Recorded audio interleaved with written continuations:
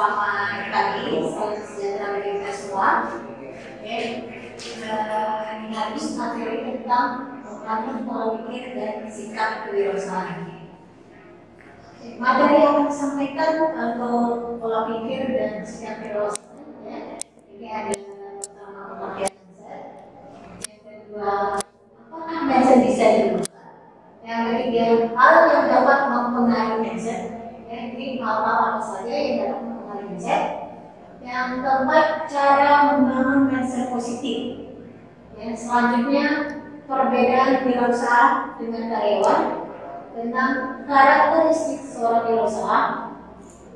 Yang terakhir, sikap seorang wirausaha. Oke, setelah kita nanti mempelajari materi ini, diharapkan peserta dapat menyebutkan pengertian mindset, dapat menyebutkan hal-hal apa saja yang mempengaruhi mindset. Yang selanjutnya bisa menyebutkan cara membangun mindset positif. Keempat, bisa mengetahui pentingnya mindset dalam wirausaha. Selanjutnya bisa menyebutkan perbedaan wirausaha dengan karyawan, menyebutkan karakteristik wirausaha, dan terakhir menyebutkan sikap yang harus dimiliki sebagai seorang wirausaha. Oke, ini materi pertama ya, maksudnya mindset. Mindset itu bahasa sederhananya itu pola pikir ya, pola pikir. Jadi apa itu pola pikir? Pola pikir yaitu sebagai suatu kumpulan pemikiran yang terbentuk sesuai dengan pengalaman, dengan keyakinan, sehingga dapat mempengaruhi perilaku atau cara berpikir seseorang dalam membuat atau menentukan suatu sikap, pandangan hingga masa depan seseorang. Ya, itu menurut pengertian pertama ya. Menurut pengertian yang kedua, pola pikir atau mindset yaitu suatu keadaan atau cara pandang mental seseorang yang memiliki pengaruh terhadap pendekatan seseorang dalam menghadapi suatu fenomena. Ya, jadi pola pikir ini bisa terbentuk ya berdasarkan pengalaman ya, bisa dengan pengetahuan juga bisa ya, dan lain-lainnya. Oke, itu pengertian mindset. Apakah mindset bisa diubah? Jawabannya bisa ya, tidak ada yang tidak bisa ya. Jadi mindset bisa diubah, pola pikir kita kan bisa diubah. Yang tadinya mindsetnya mungkin agak gampang ya, bisa jadi lebih maju lagi ya. Mindset itu bisa diubah karena kesadaran kita sendiri. Makanya kita nih ya, apakah mau kita lagi masih pengangguran, apakah mau kita begini aja, itu karena kesadaran kita sendiri. Masa orang lain bisa, saya kok nggak bisa. Ya, jadi itu karena kesadaran kita sendiri. Kita nggak mau terlihat kita ini nggak ada apa-apanya, kenapa orang lain bisa, kita kok nggak bisa. Jadi bisa diubah mindset karena kesadaran kita sendiri. Selanjutnya dapat berubah setelah mengalami satu peristiwa. Ini juga ya contoh mindset ini berubah karena mengalami suatu peristiwa, yaitu namanya ya seperti ini, karena ikut pelatihan hingga menambah peristiwanya ini, yaitu pelatihan ya, menambah pemahaman ya tentang PSBB. Jadi kan ternyata mencari duit itu tidak susah ya dengan membuka sepeda motor.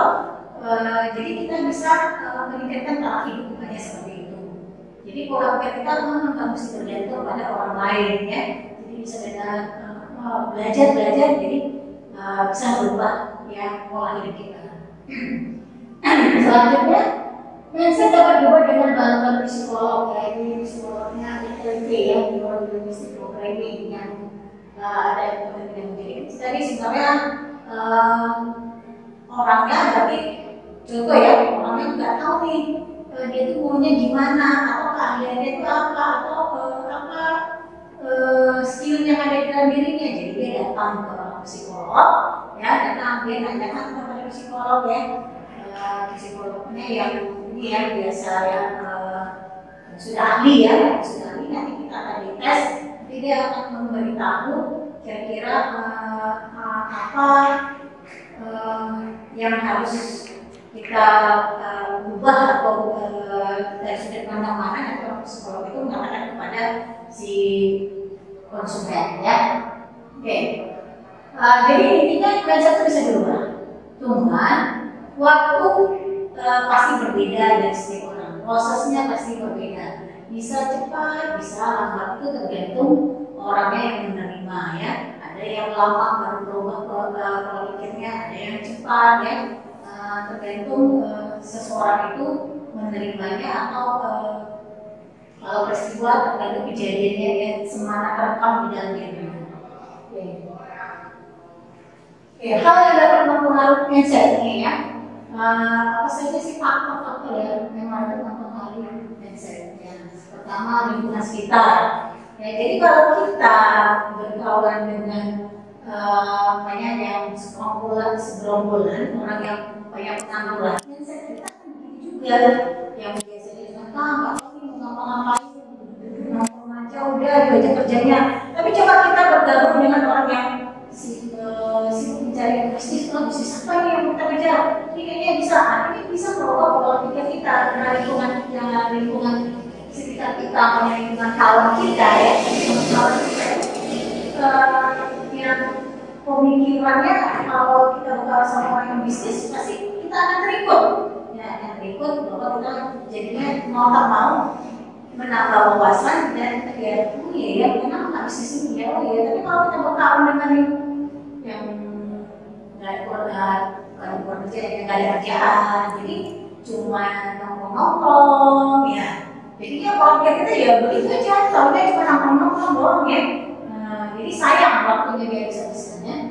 Nah, yang kedua informasi yang diterima. Nah, ini informasi ini bisa macam-macam, bisa dari buku, ya, bisa dari seseorang, ada contoh seperti ini ya. Nah, kayak itu ngajarin ini, jadi ini informasi juga, ya, atau dari internet. Nah, itu akan merubah pola pikir kita. Semakin kita banyak membaca, semakin menambah wawasan, maka semakin berubahlah pola pikir kita. Yang tadinya tidak tahu menjadi tahu. Yang tadinya menurut kita waktu banyak terbuang, ternyata waktu itu hanya sedikit ya, kurang lagi waktu rasanya 24 jam. Ya, jadi informasi apa saja itu bisa membuat pola pikir kita jadi berubah. Ya. Selanjutnya pengalaman masa lalu. Ini pengalaman kenapa dia masa lalu? Karena setelah kejadian barulah dia membentuk pola pikir. Maka ini dikatakan masa lalu, nggak mungkin sekarang kejadian langsung kita ini ya. Nah, jadi pengalaman apa? Kayak seumpamanya ya, kita ambil contoh tentang pelatihan sepeda motor, ya kita ambil contoh, makanya pas kita jalan, ya mogok kereta kita nggak ngerti. Aduh, gimana ya? Coba kalau saya panggil perbaiki sepeda motor ini, mungkin kejadiannya tidak seperti ini. Nah, ini karena pengalaman itu, makanya dia akan merubah pola pikirnya.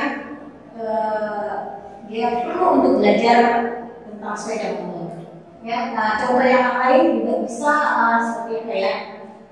Ini karena jadi ibu karena ingin badannya sepeda motor ini sengaja ngambil contohnya yang sepeda motor ya. Bisa juga pengalamannya yang banyak yang melihat teman punya sepeda motornya di desain sedemikian rupa, jadi unik deh ya, jadi unik.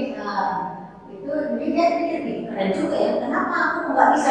Dia bisa, kenapa aku nggak bisa? Sama-sama ya kan makan nasi banyak. Nah seperti itu ya. Karena melihat dia itu kalau pengalaman ya, bisa juga karena lingkungan sekitar.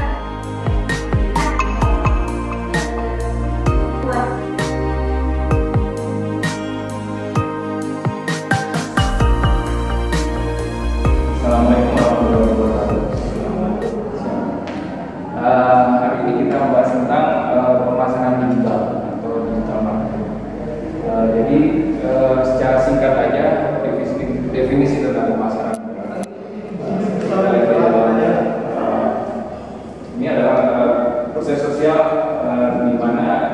mendapatkan apa yang mereka butuhkan. Jadi ada beberapa definisi pemasaran secara konvensional yang sudah dikenal. Saya rasa kita bisa melihat dulu sendiri. Di sini ada Kotler maupun dari Stanton dan konsep pemasaran yang dicetuskan oleh Kotler dari tahun 2005 itu menuntut para pemasar untuk memasukkan pertimbangan sosial. Itu di situ terjadi perubahan definisi tentang pemasaran dari secara konvensional. Kemudian pemasaran tersebut berubah juga, mulai berubah definisi maupun pengejawatannya di masyarakat, sehingga ada beberapa konsep yang diadopsi karena adanya internet, sehingga diadopsi konsep pemasaran tersebut ke dalam dunia internet. Di sini bisa kita lihat bahwa dengan adanya internet tersebut atau sistem digital marketing akhirnya diperkenalkan sekitar tahun 2000. Digital marketing atau pemasaran digital sudah mulai berkembang, dan di sini ada salah satu definisi daripada digital marketing menurut USA dan Todor tahun 2016. Di situ dibilang bahwa practice of pemasaran digital itu adalah the practice of promoting products and services in innovative way, dengan cara inovatif. Kemudian using primarily database driven distribution channels which consumer dan customer. Jadi itu adalah kata-kata yang penting. Jadi dengan menggunakan internet atau database di mana channel di mana kita dapat menghubungkan antara customer pelanggan dan customer atau pemakai, dan in relevant, personal, and cost effective manner. Artinya dengan internet ini lebih cost effective dan lebih cepat. Maka berdasarkan definisi ini, maka pemasaran digital merupakan suatu cara inovatif yang dapat menjangkau konsumen dan secara individu. Oke, kemudian juga Bapak juga memberikan suatu definisi, yaitu digital marketing is like a term for targeted, measurable, and interactive marketing of goods or services using digital technology in order to reach and convert leads into customer and preserve them. Itu mungkin kata kuncinya adalah situ, yaitu mengconvert leads atau data daripada bidang pelanggan menjadi seorang pelanggan atau customer, dan bagaimana cara menjaga mereka sehingga mereka menjadi customer. Kemudian di sini juga ada beberapa perkataan atau istilah dari pemasaran digital, misalnya yang bilang bahwa itu adalah online marketing, bukan marketing maupun web marketing.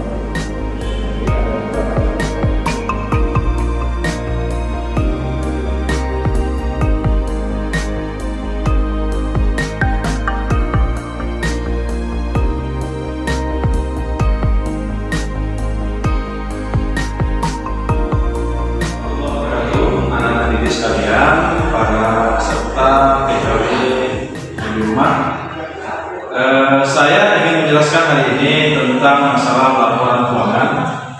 Bagaimana kita bisa menyusun laporan keuangan secara sederhana, tentunya supaya usaha kita lebih baik ke depan. Dengan bisa kita membuktikan mencapai laporan keuangan, kita bisa lebih tertib dari sisi pencatatan atau administrasi dan keuangan. Apa itu laporan keuangan? Nah, kalau kita melihat, kita sering menjumpai, uang saya kalau belanjanya bahan baku untuk bulan depan berkurang ya. Kemudian, buat untuk kursus anak kemarin saya tidak punya uang. Bagaimana dengan produksi saya? Usaha 2 tahun banyak banyak tapi kok nggak ada untung-untungnya ya. Nah, ini bisa kita jawab bahwa kita ingin bisa menyusun laporan keuangan. Laporan keuangan itu pada prinsipnya ada 3, ada laporan laba rugi, ada laporan neraca, dan ada laporan arus kas. Nah, namun dalam hal ini kita akan mencoba untuk membuat laporan keuangan itu dari sisi laporan laba rugi dan laporan neraca. Baik anak-anak sekalian, kalau kita berbicara tentang laba rugi berarti kita berbicara tentang pendapatan dikurang biaya-biaya. Ya, sebagaimana kalian ketahui bahwa pendapatan itu laporan laba rugi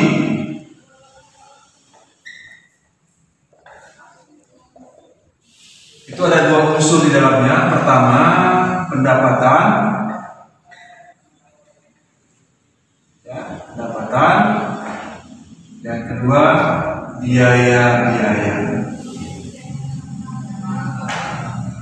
Jadi pendapatan dikurang biaya-biaya, maka hasilnya adalah laba bersih. Ini secara sederhana kita sampaikan, ya.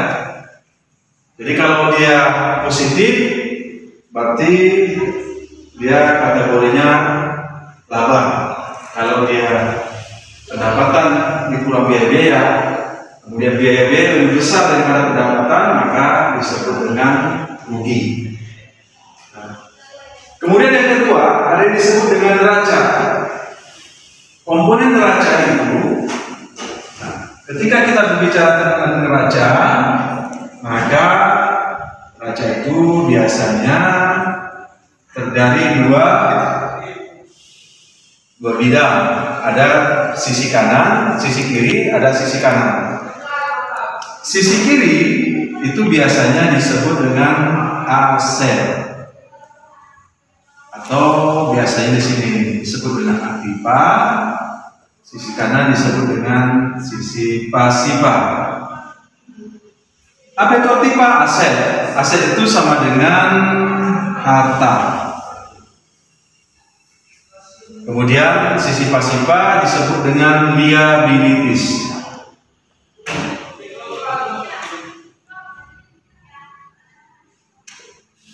Liabilities ini sama dengan utang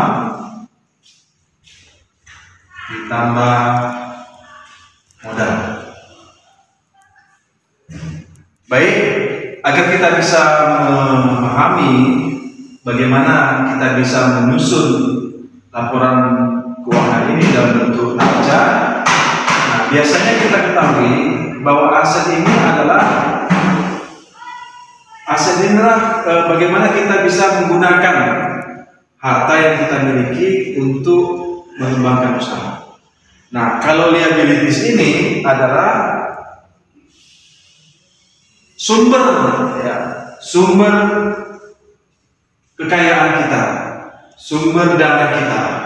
Sumber dananya dari mana? Sumber dana bisa dari modal pemiliknya, atau sumber dana bisa dari utang. Baik mungkin utang bank atau mungkin utang usaha. Ya. Aset ini bisa kas, bisa piutang, bisa dalam bentuk persediaan,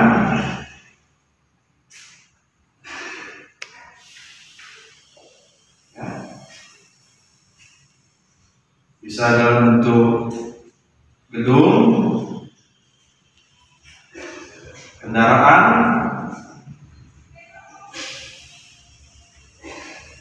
ya, kemudian peralatan. Ini harta dalam sebuah usaha. Kemudian kalau liabilities ini kita bagi dua tadi, bisa dalam bentuk utang. Utang ini biasa kita bagi dua, ada utang jangka pendek,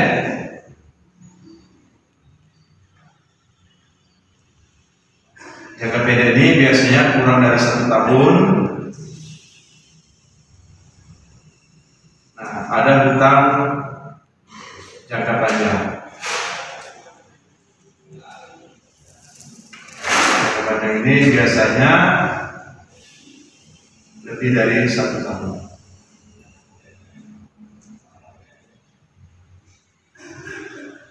Kemudian apa lagi? Modal. Modal dari si pembeli. Utang, modal. Nah, jadi kalau di sini ada yang namanya ya aset yang aset lancar, ya aset lancar, ada aset tetap. Jadi kalau aset tetap, aset lancar ini biasanya yang liquid. Aset liquid itu adalah aset yang bisa dicairkan. Aset liquid, ya liquid. Artinya dapat langsung dicairkan.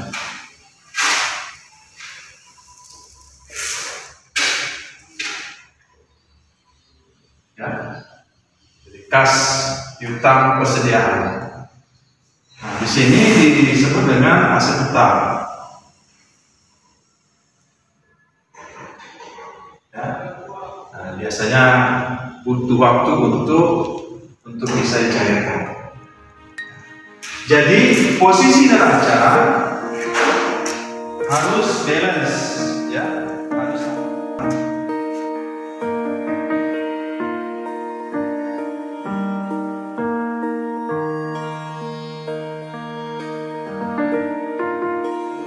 Tabungan BSI itu gratis biaya administrasi.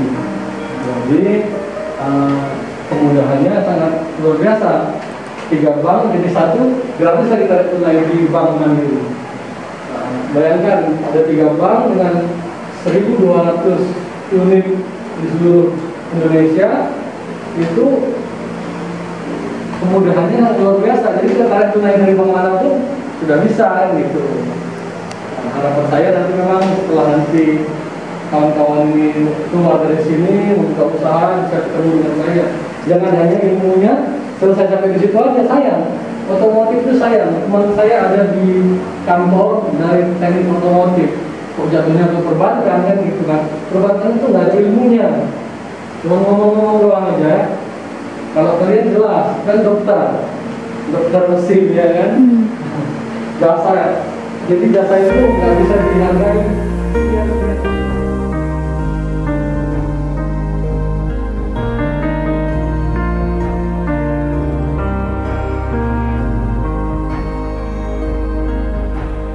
Assalamualaikum warahmatullahi wabarakatuh. Selamat pagi, salam sejahtera bagi kita semua. Materi hari ini yaitu tentang bakat, minat, potensi diri.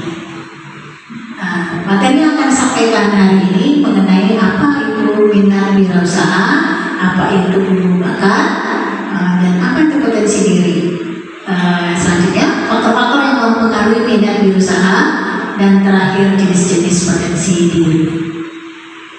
Setelah materi ini dijelaskan, peserta diharapkan bisa menyebutkan pengertian minat wirausaha, menyebutkan pengertian bakat, menyebutkan pengertian potensi diri, menyebutkan faktor-faktor yang mempengaruhi minat wirausaha, dan menyebutkan jenis-jenis potensi diri. Masuk materi pertama yaitu pengertian minat wirausaha. Ini pengertian yang diambil dari para ahli ya. Yang pertama yaitu minat wirausaha, artinya gejala psikis untuk memusatkan perhatian dan berbuat sesuatu terhadap wirausaha itu dengan perasaan senang karena membawa manfaat bagi dirinya maupun orang lain. Untuk pengertian yang kedua yaitu keinginan, ketertarikan serta kesediaan individu melalui ide-ide yang dimiliki untuk bekerja keras atau berkemauan keras untuk berusaha memenuhi kebutuhan hidupnya tanpa merasa takut dengan risiko yang akan terjadi dan dapat menerima tantangan, percaya diri, kreatif, dan inovatif serta mempunyai keterampilan dan kemampuan untuk memenuhi kebutuhan. Pengertian bakat ini diambil juga dari berdasarkan para ahli ya. Bakat itu sebuah kemampuan bawaan dari seseorang yang mana sebagai potensi yang masih perlu untuk dikembangkan lebih lanjut dan dilatih agar dapat mencapai impian yang ingin diwujudkan. Menurut ahli yang kedua, bakat itu hal yang mencakup segala faktor yang ada di dalam diri individu yang dimiliki sejak awal pertama kehidupannya dan kemudian menimbulkan perkembangan keahlian, keterampilan, dan kecakapan yang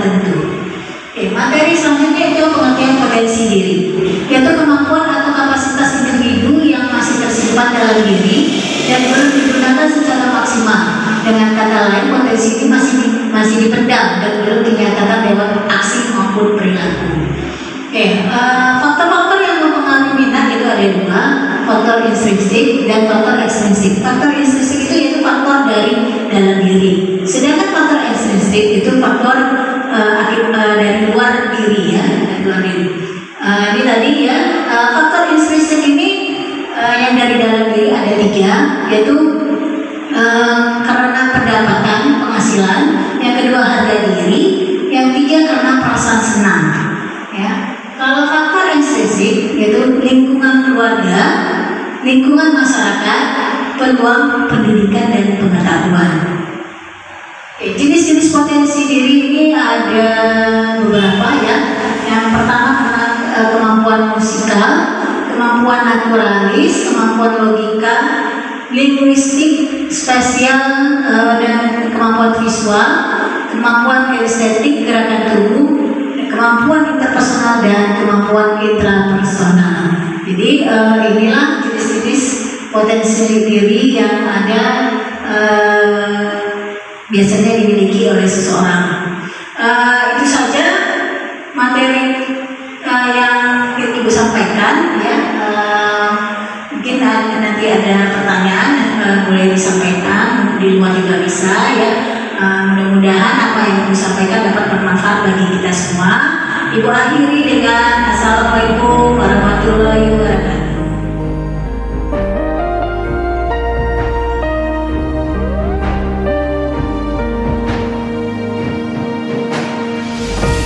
Assalamualaikum warahmatullahi wabarakatuh. Selamat pagi, salam sejahtera bagi kita semua.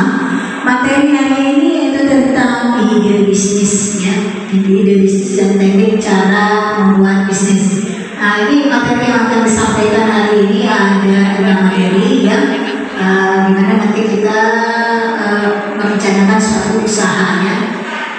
Setelah mempelajari materi ini, diharapkan peserta bisa menyebutkan pengertian ide bisnis, menyebutkan sumber ide bisnis, dan menyebutkan teknik mendapatkan ide bisnis, menyebutkan cara mengembangkan ide bisnis, menyebutkan komponen penting dalam rencana usaha, menyebutkan rencana usaha, dan menyebutkan komponen produk dan layanan dengan baik. Materi pertama yaitu apa itu ide bisnis. Jadi menurut Anonim ya 2012, ide bisnis menurut Kamus Besar Bahasa Indonesia adalah rancangan yang tersusun dalam pikiran berupa gagasan untuk meraih tujuan. Yang menurut Dakar adalah kemampuan untuk menciptakan sesuatu yang baru dan berbeda ya. Jadi kesimpulan dari ide dalam bisnis itu gagasan, kreativitas dalam menciptakan sesuatu yang baru dan berbeda sebagai sumber keunggulan untuk dijadikan peluang. Sumber ide bisnis ada dua, itu sumber dari internal maupun eksternal ya. Sumber ide itu dari dalam diri kita sendiri, seperti kenapa nggak ide ini, seperti itu ya. Kalau eksternal tuh mungkin kita bisa dapat informasi dari luar atau dari teman ya, seperti itu kalau dari eksternal ya. Ini ya yang dari internal ya, idenya itu bisa dari hobi kita, yang banyak kita hobi untuk menangani sepeda motor ya, atau keahlian kita, atau berdasarkan latar belakang pendidikan kita. Bisa juga lingkungan sekitar di rumah, pokoknya orang tua memang buka bengkel, otomatis kita bisa juga menemukan ide untuk buka bengkel juga di tempat yang berbeda. Ini yang dari internal ya. Yang dari eksternal ya, bisa juga menemukan ide dari konsumen. Banyak konsumen datang ke bengkel kita yang ngomong, dia menyebutkan sesuatu, ya kenapa nggak bisa dijadikan ide, umpamanya dia bilang, haus sekali ya, masa bengkel nggak ada minumnya kan, daripada nunggu-nunggu bisa minum makan. Jadi dia menemukan ide sambil buka bengkel, sambil dia jualan minuman dan makanan. Ya itu bisa juga namanya gagasan orang lainnya. Informasi yang diperoleh ini bisa dari internet atau dari berita, majalah ya, segala macam. Itu ide bisa muncul dari seperti itu ya. Teknik untuk mendapatkan ide bisnis ya, menurut Douglas ya, ada teknik untuk dapat ide. Yang pertama pikiran ya, pikiran kita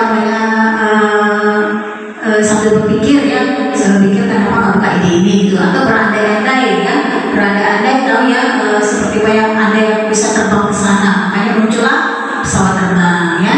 Andai aku bisa punya stasiun televisi, makanya seperti itu ya. Andai aku bisa buka usaha bengkel, seperti itu. Kawin silang, banyak kawin silang yang seperti tadi ya, sambil buka usaha bengkel, sambil buka usaha minuman, makanan, dan seperti itu ya. Yang keempat, keinginan kita, karena keinginan kita jadi dapat karena itu jadi kalau yang kita buka kurang tahu, jadi yang biasa kan bisa tersedar ya. Selanjutnya itu ada pendekatan tidak langsung ya, komponennya edukasi dan meditasi ya. Untuk mengembangkan ide bisnis ya, pertama kita harus menentukan sumber ide bisnis dulu ya. Yang kedua, menentukan ide yang bagus, baru skala prioritas ide, persaingan dengan produk asing ya, menentukan pasar dan penelitian dan analisis ide ya, seperti itu. Ini materi selanjutnya, komponen penting dalam rencana usaha. Ini dia ya, kalau membuat rencana usaha ini adalah komponen yang penting. Pertama, deskripsikan usaha Anda, baru strategi marketingnya bagaimana, baru kita melakukan riset pasar, baru kita implementasikan pada proses produksi, yang saja pemantuan produk, yang keempat memaksimalkan manajemen dan sebagainya. Oke, itulah cara untuk membuka rencana usaha. Mudah-mudahan dapat bermanfaat bagi kita semua. Ibu akhiri dengan Assalamualaikum warahmatullahi wabarakatuh. Selamat hari. Terima kasih.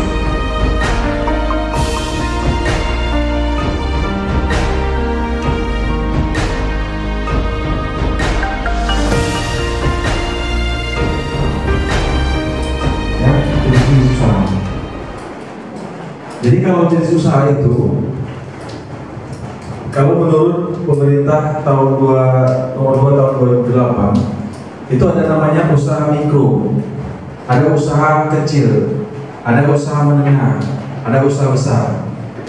Mikro itu kalau yang omsetnya, penjualannya ya kisaran dari 50 juta ya, itu kategori mikro. 50 juta ke bawah per tahun ya. Jadi rata-rata kalau 50 juta itu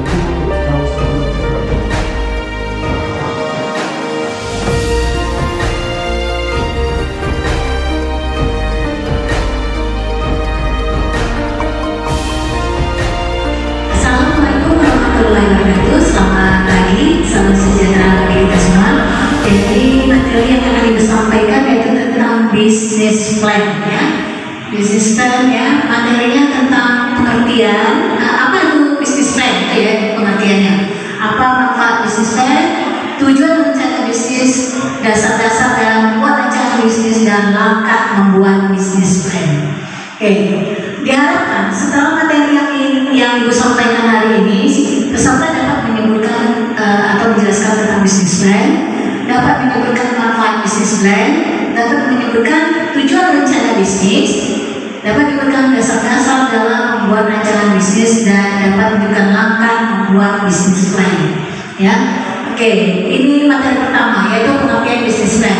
Jadi menurut para ahli juga Ibu ambil ya, business plan yaitu suatu pernyataan tertulis yang berisi maksud dan tujuan yang ingin dicapai dari sebuah bisnis.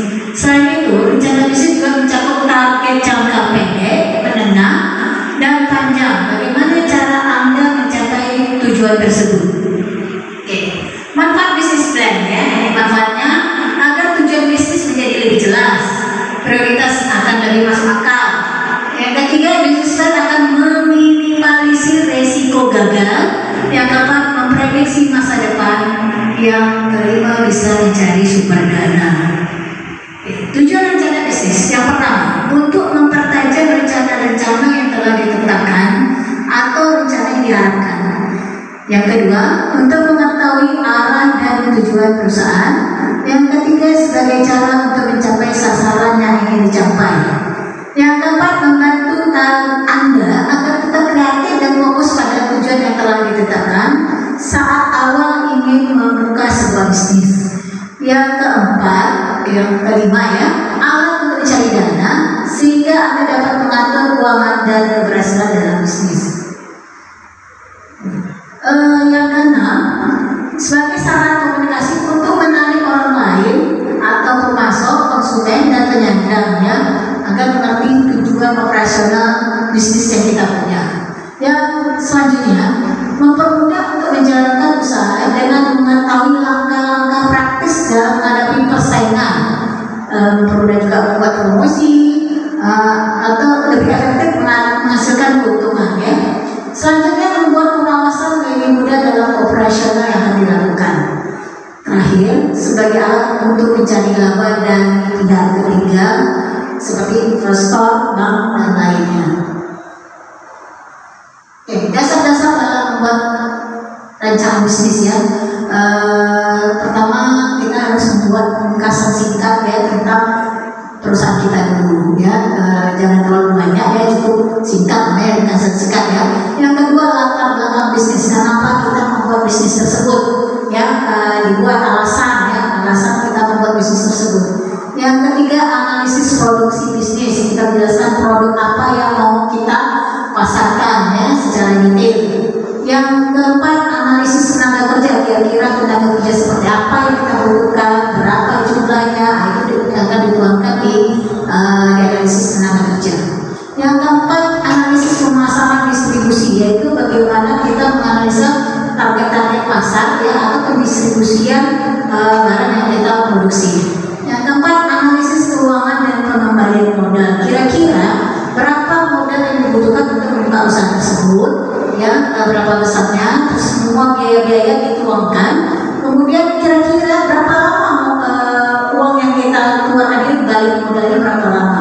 Kita harus mengetahui jangka waktu untuk pengembalian modal supaya investor mau ya berinvestasi pada usaha kita, karena kita sudah memprediksi kira-kira berapa lama modal itu akan kembali. Yang kelima, analisis risiko usaha. Diharapkan kalau kita buka usaha ini risikonya seminimal mungkin ya. Kalau besar nanti investor nggak mau menanamkan uangnya kepada kita. Jadi segala macam risiko kalau bisa kita sudah bisa mengatasinya ya. Apa kendala-kendalanya? Langkah-langkah membuat bisnis ya. Ini ada berapa dari 7 atau 8. Yang pertama, definisikan tentang bisnis Anda. Ya, langkah-langkahnya ya. Definisikan sebagai apa lagi ya, cara memberikan riset pasar dan strategi. Ya, inilah langkah-langkah dalam membuat bisnis. Oke, materi sudah Ibu paparkan, mudah-mudahan dapat bermanfaat bagi peserta. Ibu akhiri hari ini dengan assalamualaikum warahmatullahi wabarakatuh. Selamat.